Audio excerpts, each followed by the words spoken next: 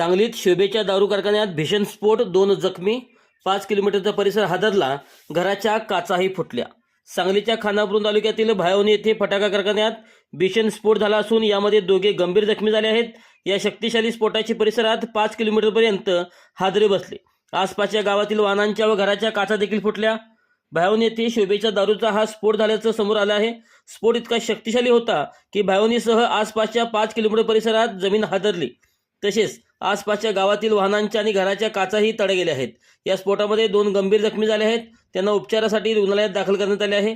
स्फोटाने फटाका निर्मिती व शोभेची दारू निर्मिती कारखान्याला भीषण आग लागली।